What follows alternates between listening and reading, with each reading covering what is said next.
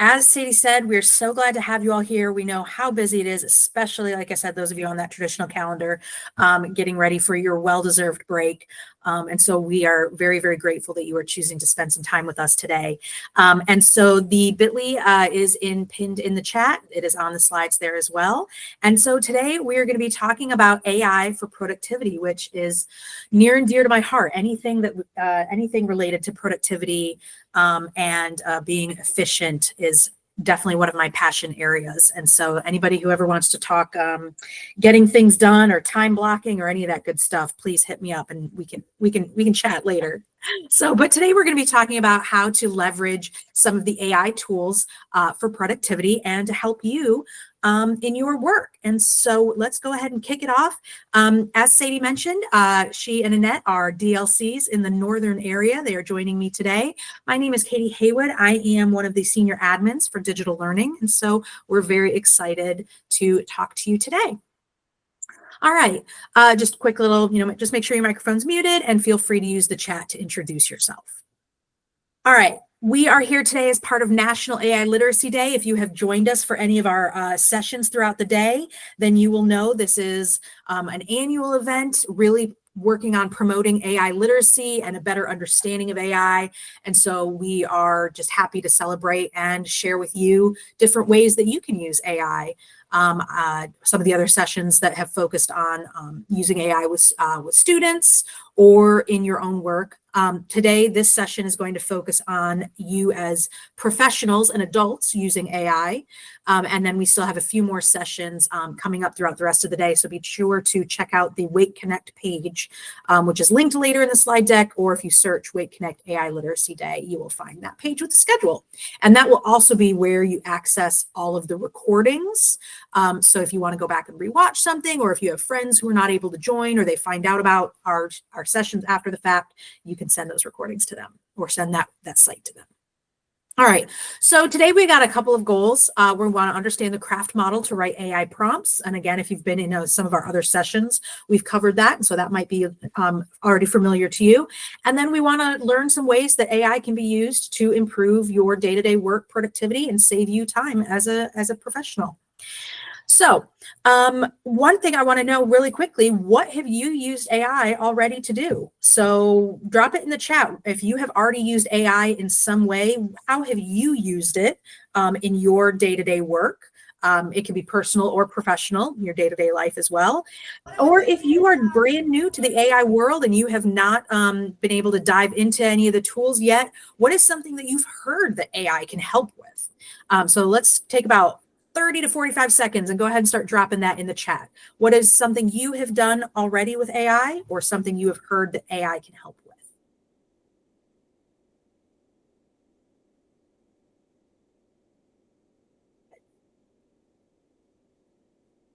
Yeah. Response to parents, anybody. Absolutely. I love the tricky but not crucial. Yes, that's a really good lens of looking at that. Oh, yeah, creating word lists. Oh, I guess I wouldn't have thought of that. When you need, okay, I need 20 words that follow this pattern or this whatever. That's a really good idea that I hadn't thought about before. Yeah, revising emails, written communication, plan a trip, units, absolutely. Yep. Help generate IEP goals, lesson creation, explore research-based, play-based lessons. Love that. Oh, helping design your garden. Oh, very cool. Yep, getting it to understand, yep, and answer questions, or getting to help you understand and answer questions. We're going to talk about that for sure. Yes, all of those are excellent ways to use AI. And so hopefully, you'll see some connections and things that you're already doing, and then get some new ideas as well. So just want to start off by reviewing the tools in Wake County that are approved, that are some of our most common tools. And I just realized I forgot to add Copilot. We had a Copilot session just a little bit ago. I forgot to add that to the list. But we do have ChatGPT, which is approved for students 13 and up, and then staff, of course. Notebook LM, staff only. Magic School is staff only, and then Adobe Express, which is K-12. If you are interested in Magic School School, Adobe Express, or Notebook. We do have sessions today on each of those. The Magic School was this morning, and so you'll be able to access that recording. And the Notebook LM one is today at 3 p.m. And the Adobe Express, I believe, was at 11, and so that recording will also be available. All right, so let's just start off by talking about our most common kind of ideas for how to use AI. And specifically, this is going to be tools like ChatGPT, those large language models, where it's really helping us with that, that text-based creation. And a lot of this is what we're going to focus on, is that text-based creation. And so we might type into ChatGPT, write a message to families about an upcoming district-wide change. Pretty simple, right? One of the key things, though, to think about when we're using AI for productivity is how much time we're spending using the AI. I saw in a meeting, I believe it was either this morning or yesterday, somebody basically wanted to kind of address the idea of garbage in, garbage out. And if you kind of take that mindset, it's a pretty blunt mindset, but if you take that into how you use AI, it's going to help you understand how you can maximize your productivity. So putting in a sample prompt like this is okay, but you can probably see there's a lot of information that is missing that's going to require you to spend a lot more time revising the AI output on the back end. And so one of the best things you can do to save yourself time and be productive using AI is to think about how you write your prompts. What is it that you are asking and telling the AI to do? And so one model, and again, some of you might already be familiar with this, is the craft model. And what this helps you do is give the AI more information so that the responses it gives you are better from the beginning. And you're not spending as much time saying, no, revise this, or no, write it in this way, or do it in this way. By providing all of that up front, it's going to save you time on the back end. And so the craft model helps us think about the context of what we're asking the AI to do, those details you need it to have, the role you want it to take on, the audience of who your output is targeted towards, the format of what you want it to create, and then the task and tone. What is it you're actually asking it to do, and what kind of tone are you using it to write in? So if we think about this prompt that we had here, write a message to families about an upcoming district-wide change. It's going to give us some sort of output, and we're going to spend a lot of time rewriting and asking it to revise based on what we need. Maybe we need it to be, maybe we know that these families are already upset about this district change, and so we need to address that specific layer. Or maybe this is something that's going to be a long time coming, and this is just the first initial messaging, and that's going to impact how we want to write our messaging. So by using the craft model from the beginning, we can give more details to get a better response quicker. So in this case, you are a school principal or district employee writing an email to families about a district-wide change to the school calendar, which will now include early release days twice a month for professional development. Write a clear and professional message that explains the change, why it is happening, reassures families about transportation and student supervision. So maybe that's something that had come up in public comments. That's something families were concerned about. Uses a supportive and informative tone and is concise. I find telling it to be concise is very important. It likes, ChatGPT especially, likes to be very verbose. So by giving it all of this detail and example on the front end, then you're saving yourself time on the back end. And so we're going to go through some different prompts and some different ways that you can use AI. Now, some of the prompts that I'm going to share with you, or some of the ideas that I'm going to share with you, could use some refining by adding in additional context. And so as we go through some of these examples, I want you to be thinking in your head of that craft model. And as we look at the examples, think, ooh, that probably needed to, it would have been better had I written it this way, or it would have been better if I added this detail or this context, or told it to be concise from the beginning, okay? So like I said, keep the craft model in mind as we go through some of these ideas and ways that you can use AI in your day-to-day work to be productive and save you some time. Okay, so one of the best ways and one of the most common things I do with AI is to use it to summarize information. There is definitely a time and place when we would need to read, 50-page state education policies, but sometimes we just need to get the gist for right now. Or sometimes we want to know not only to ask it to summarize the information, but to kind of get us thinking about what are some of the implications of that information. We might want to be able to summarize information to present it to other staff members or other stakeholders in a more easily digestible way. We know the school improvement plans are all accessible on school websites, but is there a way we can kind of summarize that plan for families so that they can better understand it, especially if there's a lot of, educational jargon in there that can be a barrier sometimes to communicating. So summarizing information in different ways is a great use with AI. We can also, somebody mentioned they use it to help answer questions. And so we can use AI to help us understand complex topics. Now you'll notice in both of these example prompts, there are details and context to not only explain the concept, but also through a certain layer or lens. So for instance, in this first one, explain the concept of formative assessment in simple terms for a district curriculum specialist who is supporting schools and improving student learning. Provide an example of how it can be used to adjust instruction. So not only is it helping us to understand a topic, but it's providing that applicable example that we can use. One other thing I didn't mention is all of these examples, I've tried to hit a variety of target audiences and of roles of who might be attending our session, who might be here. So even though these might not be specific to your role, think about how you might be able to use this, this task for your particular context.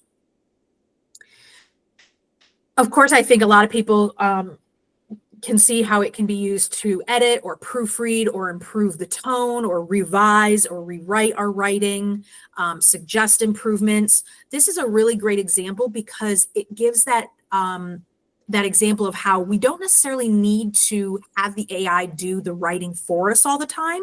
We can ask it for suggestions or tips and then decide ourselves, oh yes, I want to make that change right there. I'm going to go in and fix that. And that's really important. We're going to talk here in just a few minutes about, keeping the human in the loop. And so that's a really key aspect of using AI. Summarizing meeting minutes, looking for action items. One thing that our team has talked about starting doing is always recording or transcribing our virtual calls. And so, if we can take that transcription and then drop it into the AI and say, what were the action items we talked about? Because, we all forgot to write them down in the middle of the meeting. It can help us out with that to help us stay on task and look for those key things we need to do. It can help us analyze data. I use it to do this all the time. I run a lot of our asynchronous courses in Canvas and Wake Learns. And, the Wake Learns has the survey that all participants take to get credit for their courses. And so I use the reports from there and drop that into the AI to help me understand what the trends are in the feedback. What is it that participants are looking to change or to improve in the course? What needs are not being met in that course that comes through in the feedback? And when we sometimes in some of our courses, we have hundreds and hundreds of participants. And while I could read through every single one of those, AI helps me summarize that data so that I can improve my our courses going forward. So analyzing data, not only just survey data, but the other example here, student quiz scores.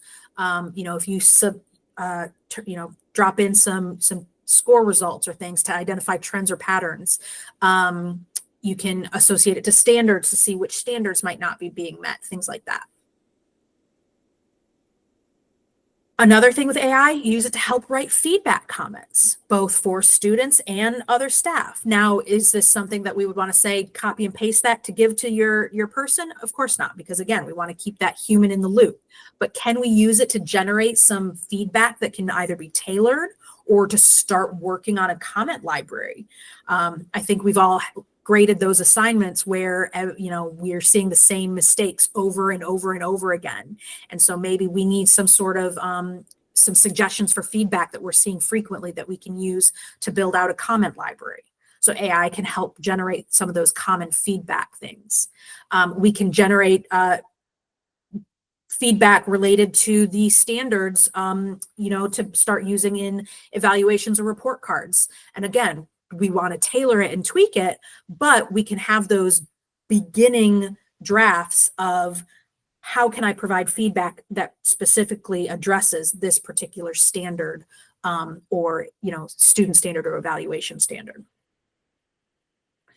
We can help it. It can help us prepare for meetings. We can ask it, we can tell it about meetings we have coming up. We can drop in the agenda, drop in previous notes, ask it for any agenda items that we need to make sure we talk about, or action items that we need to readdress, or topics to circle back from, help us get ready for those meetings. It can help with time management. In fact, you said the other day, I was like, I have all these things to do and I need help prioritizing which tasks.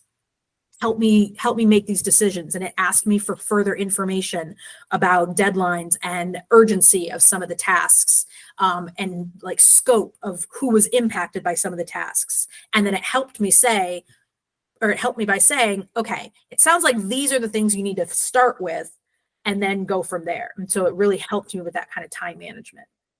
It can also help create presentation outlines. I need to do a session on this topic, draft 3 to 4 bullet points that I want to make sure I address in my session, things like that.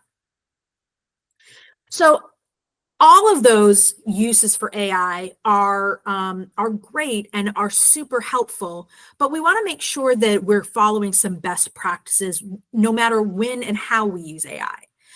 So you heard me talk a little bit about human in the loop. And anytime we're thinking about taking an AI output and using it in some way, we want to think about kind of like an 80-20 approach.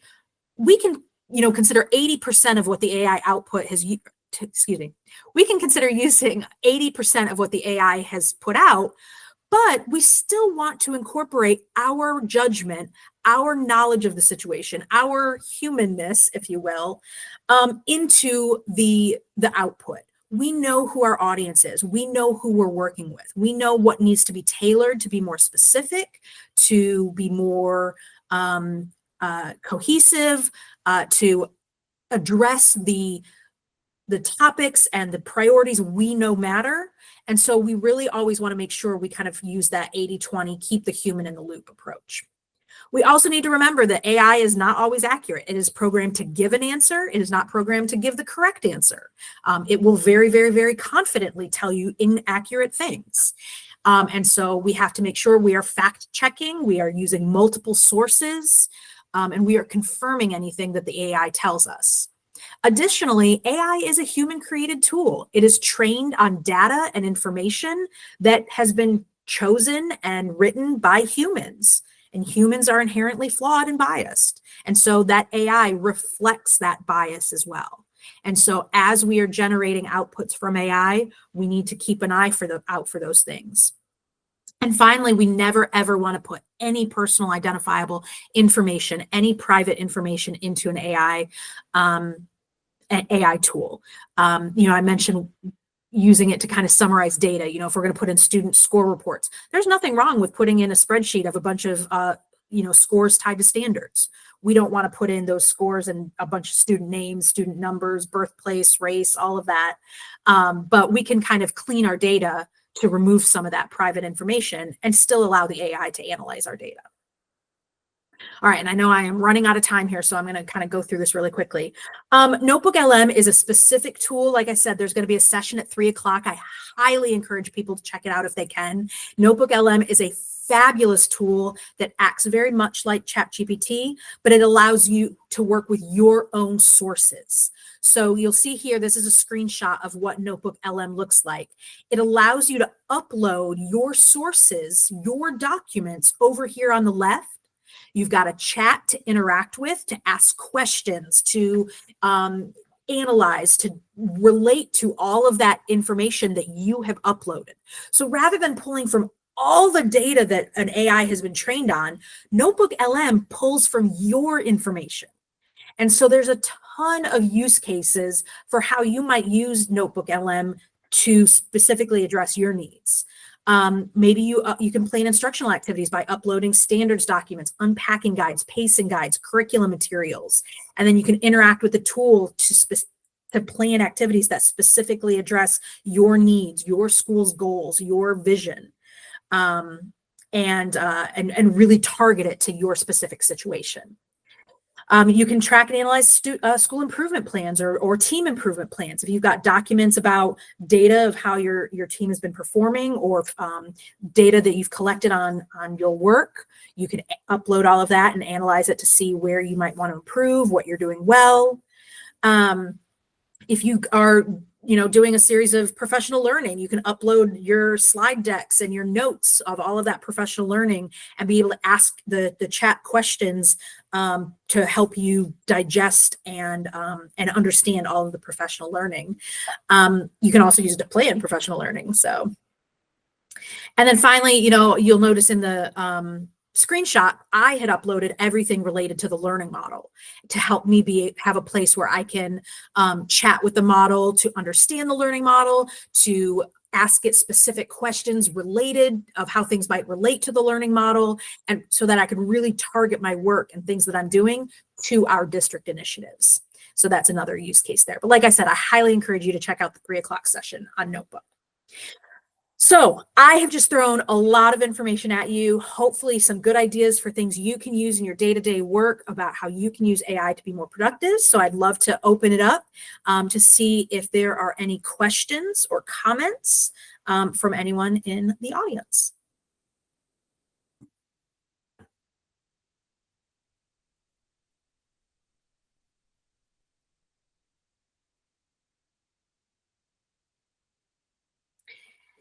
And if you are either maybe typing a question or kind of thinking about some questions, I did have a few that, just in case there were no questions, we had a few that might prompt some thinking or whatever. Thinking about getting started with AI, I definitely encourage you to start small. Even if it's, building up to using that craft model of those kind of detailed prompts, it's okay to start with a very basic prompt. And the other thing I would say is you use it every day. Pick a tool and use it every day, even for something small. And it starts getting you in that mindset of, oh yeah, AI can help me do that. Oh, that's right, I forgot, right? I still do that, where I'm like, oh gosh, I should have asked AI to do that, right? And so that would be my biggest suggestion. All right, I see go ahead, Sadie. Yep, I got you. So in the chat, there was a question from Derek. Thank you, Derek. It says, I might have missed it, right? Because we all have other things going on. So Katie, can you share again where the participants can access those different AI options you mentioned? And I'm thinking that means like, how do I get to a Notebook LM, yes, or how do I get ChatGPT? Perfect. Yeah, absolutely. So for Notebook LM, Magic School, and ChatGPT, you can Google their URLs, or, I know it's notebooklm.google.com. I think it's chatgpt.com. But if you Google those, it'll take you to their website. For all 3 of those, you're able to log in with your Wake County Google account. So when you get to the ChatGPT login page, you'll click login and log in with Google. Same for Notebook LM and Magic School. Notebook LM is actually a Google product, and so you can even connect it to your Google Drive to access all of those documents. And so it's a safe, secure environment. For Adobe Express, you can actually add that tool in your Wake ID portal. And so let me go really quickly. If you are in your Wake ID portal, if you do not already have the rainbow A here in your portal, you can go up to the plus sign, which is the app library, and you can search through and find that Adobe Express, and you'll hit the add button, and your students can do that as well. And then it will always be right there in your portal. And when you log in, it'll pass you right through, because it recognizes it should pass you right through. I promise I'm logged into Wake ID. Let's see if it'll recognize that I'm logged in. No, of course not. Oh, it's okay. I'm logged in. There we go. All right, there we go. So it should pass right through without needing any sort of login, and go right to Adobe Express. And there are so many amazing tools here, from image creation, video creation. The kids just love it. My daughters get on here all the time. And so there's a lot of really fun stuff there for students. And this is for K-12. Awesome. Thanks, Katie. And then there was a question in the chat, and Annette answered that, but just I wanted to point it out in case anybody didn't catch that was in there. Features in AI. Erica asked a question about that. Is it for students and staff, or one or the other? Like, are those Canva features available? And so Annette shared that Canva is an approved tool, right? It's an allowed tool, but it's only for students 13 and older. Yes, thank you. And then there's another question from Kathleen, and it says, what level of access do we have through Google for Magic School? Is it a paid subscription, or is it just the free level? Yes, it is just the free level. Yeah, Jennifer. Staff only. Oh, sorry. Yes, staff only. Yep. Jennifer, I know Notebook LM, every time I think of a new use for Notebook LM, I just can't help but think, and I know this term is used probably too frequently and too often, but it feels like a game changer. Like when I think about the work of PLCs and analyzing data and looking at trends, like being able to upload, their student information sans private identifying information, and being able to do that data analysis to jump right into, okay, here's what our students' needs are. What can we do to solve them, rather than spending all that time figuring out, what the trends and the needs and things like that. Yeah, Jennifer, please go ahead. Just thinking about the resources that I create and build in my library for teachers, and I think about some of them being slide decks, which I've been kind of stuck doing slide decks as the only way, but thinking about some of the things that are maybe PDF versions that that are in Drive already, right? That it sounds like I can work with Notebook LM on really making sure, look, am I conveying what I want to convey with this information? Like, it's really clear when it comes out of my head, but are the people who are reading it getting the same message? I think that's the tool that I'm really trying to look for. As a kind of one woman show here. Yeah. I need to be able to provide as much that's accessible to people if I'm not accessible, but yes. if it's not written in a way that's understandable, right, that's a problem. And of course I read it and I think it's fantastic, but just kind of a neutral, I'm thinking about that use of a neutral kind of run it through thing. Yeah. Does that make sense? Oh, 100%. And you could even take it that next step further and say, okay, here are all the documents I've provided to staff. Here are the policies they need to follow. Are there any gaps? Like, what's missing from what I've provided them? Or where is a misalignment? Or where is there conflicting information? Even something like that. And I think about, like, at a school-based, or even for departments in central office who want staff to be able to understand resources, and to be able to upload a variety of sources, and then staff can ask questions. So, I could see a principal uploading the staff handbook, the county handbook, this document, the school improvement plan, that document, and then staff could go in and be like, oh gosh, especially our alternative licensure teachers, our first year teachers, they can go in and say, when I have this situation, how am I supposed to handle it? Or what is the policy, or what are the things I need to remember when thinking about this situation? Because sometimes we're doing that at 8 p.m. at night, and we don't have our IF or our principal or my district contact right there that I can reach out to. But having all of that knowledge right there, that's in an interactive form, I think is so powerful. Well, it is 1:31, and I know we have you all are very busy, and I want to respect your time. So just really quickly, please make sure, if you need any support, reach out to your area digital learning coordinator. If you're not sure who that is, dlc.wcpss.net, or this image here is linked. Please, if you have a minute, to take time to fill out our feedback form. We were really excited about these sessions today, and this is the first time we've done something like this. So we would love to know your thoughts and how these went for you. And we'll hang out here for a few minutes longer or for a little bit longer for anybody that wants to stay and ask more questions or chat. Otherwise, have a great day, and thanks again for joining us.